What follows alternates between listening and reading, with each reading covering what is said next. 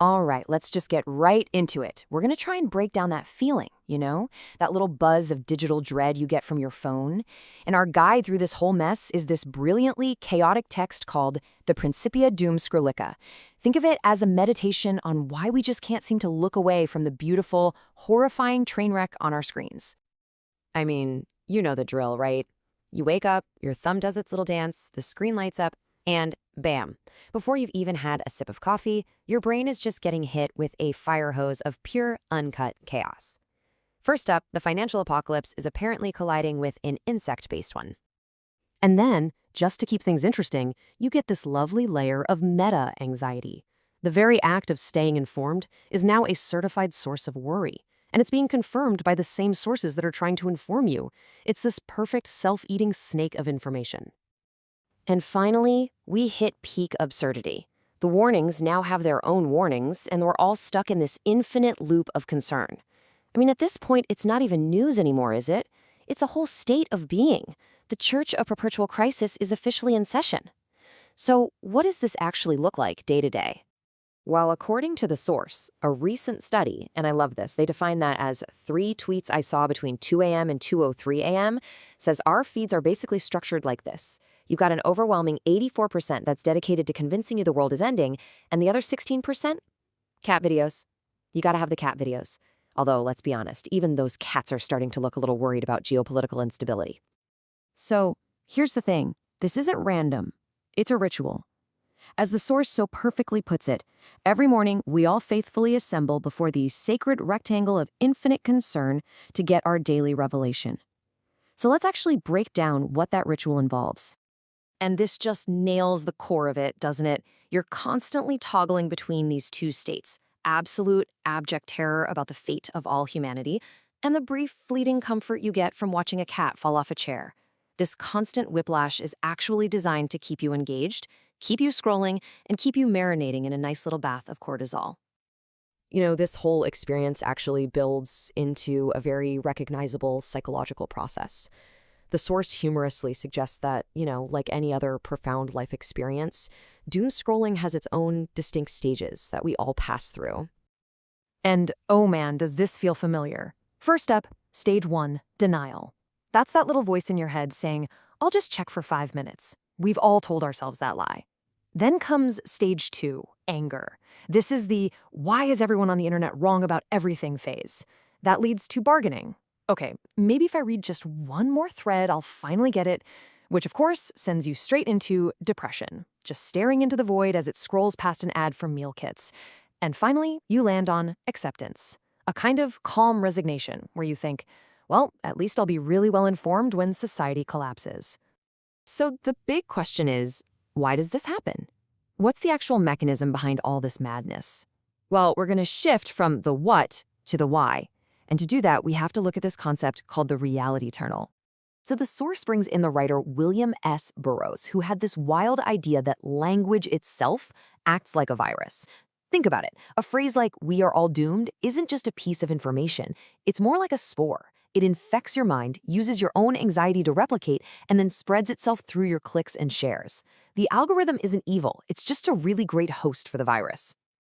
And this brings us to the most crucial point. This time from Robert Anton Wilson.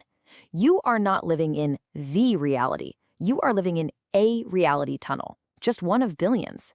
It's your unique, curated version of the universe, filtered through your own personal lens. And what exactly shapes that lens? Well, it's a mix of pretty much everything.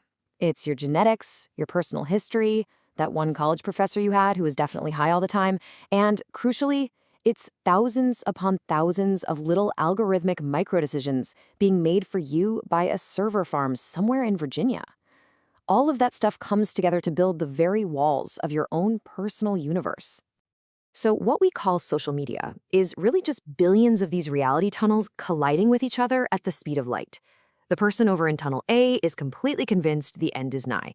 Meanwhile, the person in tunnel B is just focused on baking perfect bread. They are both on the same internet, but they are living in completely different worlds. And that chaos you feel, that's just the sound of all those worlds crashing into each other.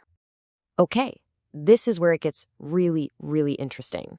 The source proposes this radical reframing of the entire experience. What if? What if we'd been looking at this whole thing completely wrong? What if doom scrolling isn't something that's just happening to you? What if it's not some passive affliction, but an active, participatory ritual? What if the actual goal of the whole system is the chaos itself? And this perfectly illustrates what the source calls the Discordian twist. This perspective suggests that with every single share of a catastrophic article, every anxious refresh of your feed, you are unknowingly making a little offering to Eris, the Greek goddess of chaos and discord. You're not just consuming chaos, you are actively helping to create it. So, if we accept that premise, how do we navigate it? Well, this final section offers a few practical, if deeply weird, tools for surviving this week's regularly scheduled apocalypse. First, and this is maybe the most important one, remember the map is not the territory. And a tweet isn't even a good map. The source calls it a crayon drawing of a map made by someone who's never seen a map. Just remember that what you see online is a distorted, simplified, and usually panicked representation of a much more complex reality. Next up, tool number 2. Practice a little reality tunnel tourism. Be a tourist. Deliberately go and visit other reality tunnels. Go read what the relentless optimists are saying. Go see what the flat earthers are up to. Spend 5 minutes in the world of people who only care about Formula One racing. It's a powerful reminder that there are countless different universes all coexisting on the very same internet. And here's the Burrow's defense. This is fun. You take those doom and gloom headlines and you just cut them up, rearrange them into total absurdity. As the source notes, you'll probably find they make about as much sense as they did before, which reveals their true nature.